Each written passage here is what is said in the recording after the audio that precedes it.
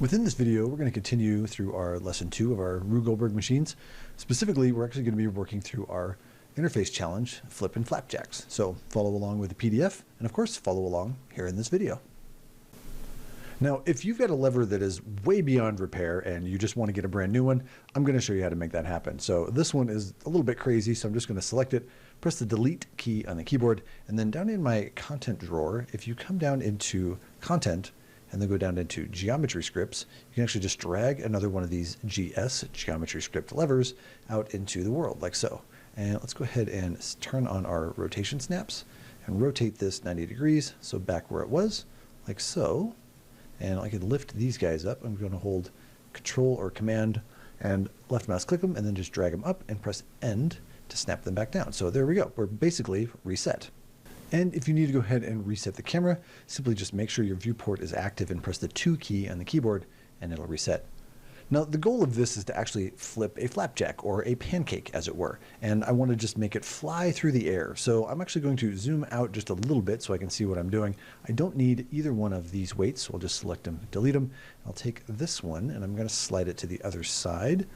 And the pancake actually lives in the content drawer. So let's go into the content drawer, and in the static mesh section, you'll find a food section. So double click on that. And what we're looking for specifically is this S pancake, so this static mesh pancake. So I'm just going to click and drag this into my scene, and you'll notice that it'll kind of snap to whatever surface is directly underneath your cursor. So I'm just going to set it here at the end of my little lever and then let go. Now, if I press the play button, you'll notice nothing happens, and there's a reason for this. This static mesh isn't actually using physics, so we need to turn physics on. So with the static mesh selected over here inside of our detail panels, I'm going to make sure that I'm using the physics section, and I'm going to go ahead and click on simulate physics. Now I do want to make sure this pancake is about the weight of an actual pancake, so I'm going to go ahead and change its mass as well. And I'm just going to set this to 0.1. So it's 0.1 kilograms. So now when I press play, you'll see that it's actually behaving. So let's go ahead and grab this weight, and I'm going to lift it up in the air and press the play button. All right, now that's kind of fun. So let's go ahead and stop that, but I can actually push this a little bit farther. Now remember, our lever actually has some cool little features to it. So let's take our rotation here, and if I turn this so that it's a little bit closer to the surface, like so, and then I select my pancake here, and I'm going to press the End key to snap it down, and I'm going to press the F key on the keyboard so that I can actually frame my pancake. And what I'm going to do now is hold down Alt and left mouse click and drag, or Option if you're on a Mac, and I want to kind of get to the edge of this. And the idea here is that I want this pancake to be parallel with the lever. So I'm going to use my rotation gizmo, so this one right here, and I'm just going to go ahead and rotate this. Let's turn the snaps off. So that looks about parallel, and then I'm going to go ahead and use my movement. And I do have this set to use local, and I can just push it straight down. And I'm also going to slide it so that its midpoint is actually beyond the lever here, so just beyond there, like so. So now I'll press 2 on the keyboard to reset the camera and then zoom out a little bit. And I want to make sure that this is actually above the lever still. Cool, awesome, so we'll go ahead and leave that there.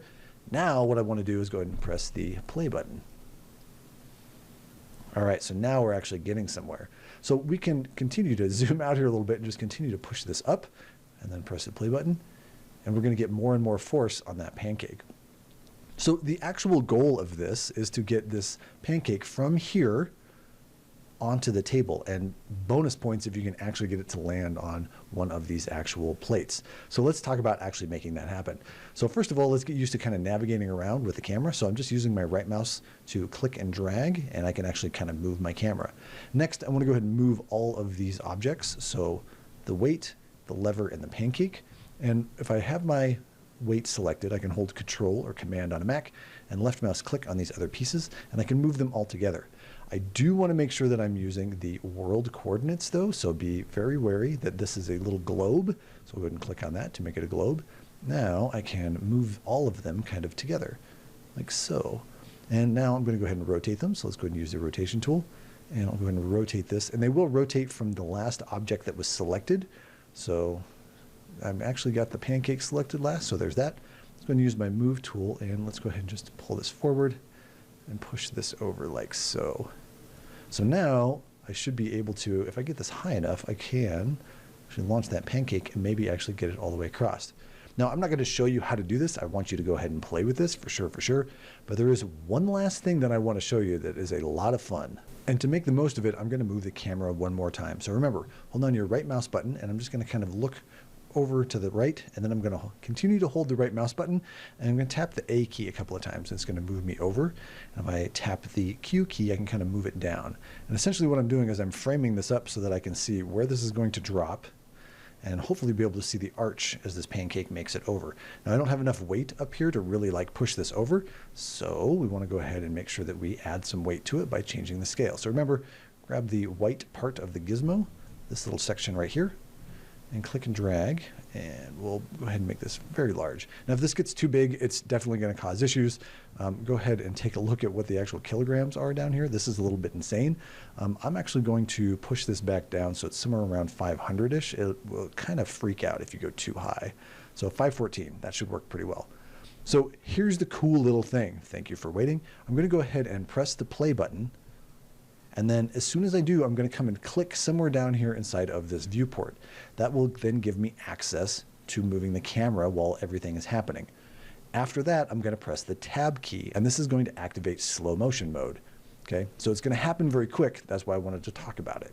So first, I'm going to press this, click down here, and then hit the tab key, and you can see everything starts to happen in slow motion. Now, if I press the tab key again, everything will speed up. And if I hit it again, everything will slow back down. And I do have access to the camera, so I can kind of move it around. All right, so let's kind of reset the camera. So one more time, click the play button up here. Click somewhere inside of here so that you have access to the actual camera, and then press the tab key to turn on slow motion. So let's go ahead and see that one more time. So click, tab. There you go. And then hit tab and speed it up, tab to slow it down. I'll hit escape just to stop everything. So there you have it. Go ahead and see if you can get that flapjack to land on one of those plates. And of course, don't forget to take a screenshot of your setup just so that you can prove that you are the master of flippin' flapjacks.